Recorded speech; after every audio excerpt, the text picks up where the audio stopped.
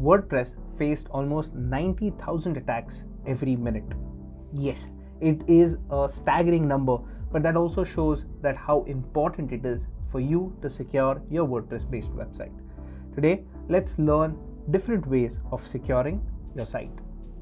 WordPress is one of the most commonly hacked CMSs in the world. It's because it has a very big user base and it is very popular. So why should you secure your WordPress website? One, you've built it with a lot of efforts, like getting your website built, building that credibility when it comes to news publishing takes a lot of time. Now imagine just throwing all of that away when it gets hacked.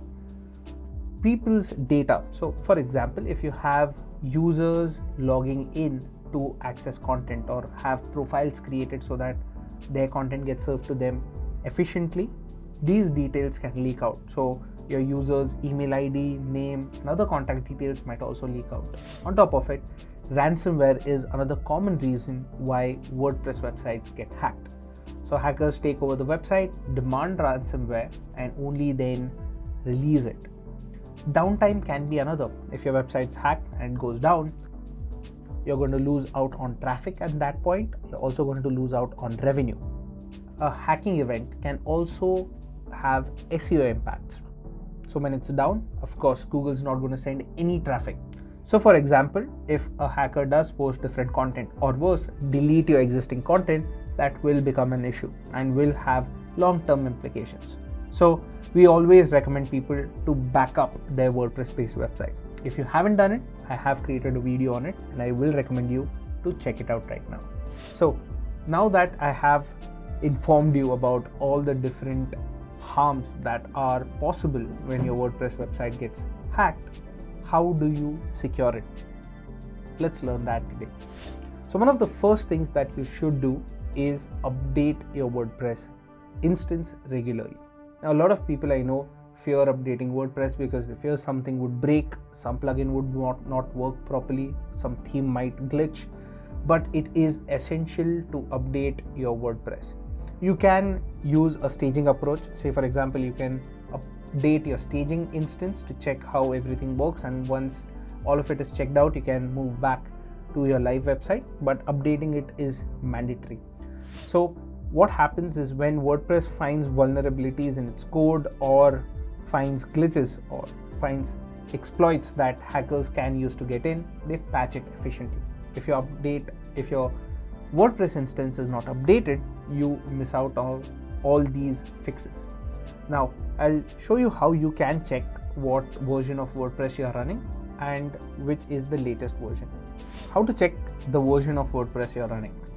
In your WordPress dashboard, I want you to go on the panel, scroll down to settings, and in the general settings, and scroll down, and just below the time zone, you will see the WordPress version.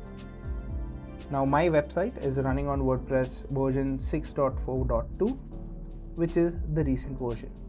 I'll also drop a link in the description which will show you the latest version, which is released by WordPress itself.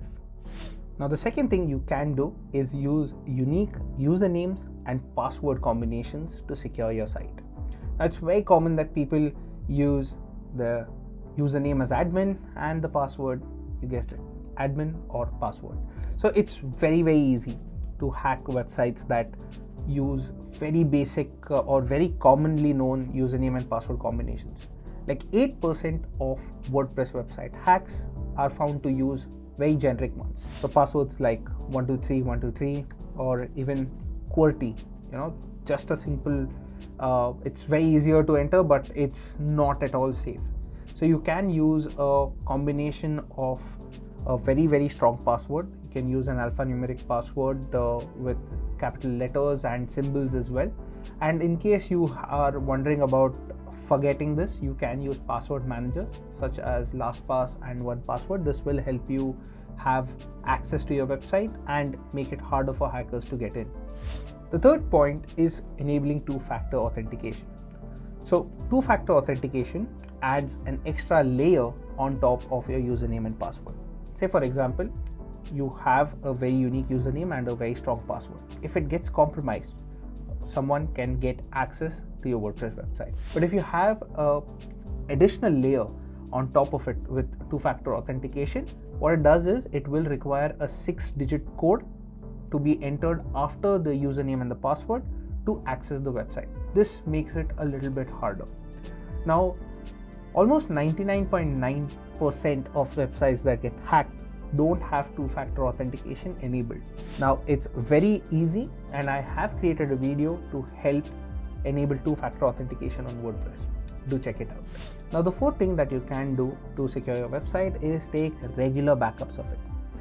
Now, you can use backup plugins which will help take the entire backup of your website, and you should always store it in more than one place. You can use the same server, or you can also take a backup to the cloud. And this ensures that even if your server gets hacked or your hosting gets hacked, your backup is entirely safe. Now, the reason why I'm stressing on backup is because if the hacker was to delete all of your posts, even after taking control back from them, you are left with absolutely nothing on your website. Every post, every content piece that you've written is wiped off, and that becomes a major issue. If you have a backup stored, you can restore from that backup, which takes it to the last restore point. That way, you are minimizing your loss significantly. So if you are a publisher who publishes very often, say you publish about 40 articles a day, it's wiser to take backup every few hours. This ensures that you minimize your loss significantly. If you publish sporadically, say once a month or once every week, you can take weekly backups. So this will help you ensure that your website is backed up well, and it's easier to restore from this point as well. The fifth bit that you should do to secure your website is to use good themes and keep them up to date. Now, I'm sure a lot of us want premium themes, good looking themes for our website, but sometimes we don't want to pay for it. So you would find the same theme on a different platform, listed for free, downloaded, uploaded. Now, when you do this, we're not sure if the theme file has been altered by this platform that you got it from.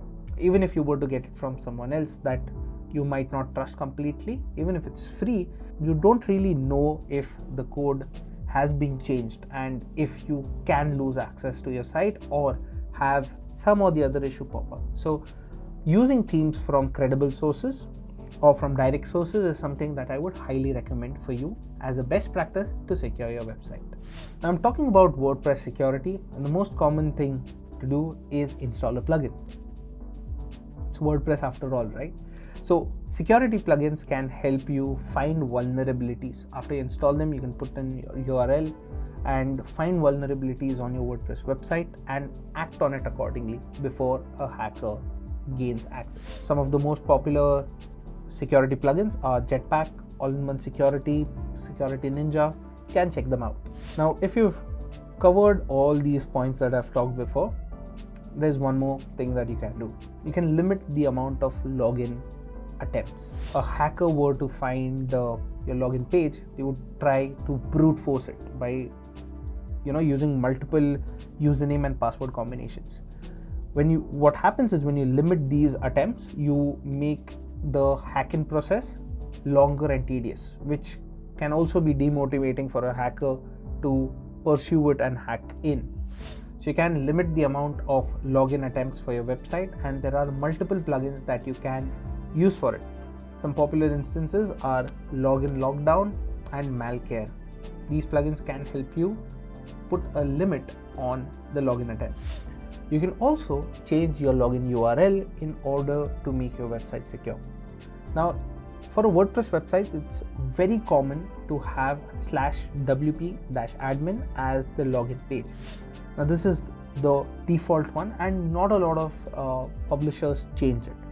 If you were to change this itself makes a significant difference, because if your login page is harder to find, there's no way to enter the username or password. That makes hacking or getting into a website, getting unauthorized access, harder.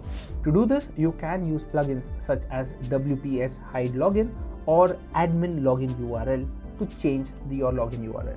One of the other best practices that you can do is select a secured hosting platform. Now, I'm sure we're tempted by multiple hosting platforms, deals, and great offers or features for lower prices, but security is of utmost importance for news and media publishers. So select a secured hosting platform that offers good protection from DDoS attack. So when a DDoS does happen, they have inbuilt mechanisms to mitigate it and to ensure that your users don't get a DDoS screen. By selecting a secured hosting platform, you ensure that they take backups on a regular basis that helps mitigate any data loss or any attack on your website directly. They also ensure that server maintenance is done on a timely basis, which helps you prevent downtime. Now, my last tip here is to grant users access very selectively. I'm sure you've got multiple authors who have access to the CMS, developers who have access to your WordPress instance as well. You need to be very selective of what kind of permissions you give to your users. This ensures that a user does not have more than required access for their job role. This ensures that say an author does not install a plugin that they might think is very useful, but in turn turns to be malicious and causes harm to your website. Developers can only have access to this, which kind of brings in some hygiene in order to secure your website down. So be very sure of what level of access you're giving, and it's a good practice to go and check what kind of access is given when you have people leaving, you've got new people coming in, freelancers. So it's a very good idea to keep checking it periodically. I would recommend this audit to be done once in 3 months if you do not change, if you don't have a lot of freelancers or your authors have been on your site for a really long time. So these were my tips on how to secure your WordPress based website. If there's any tip that I have missed out on, please put them down in the comments and help the digital publishing community.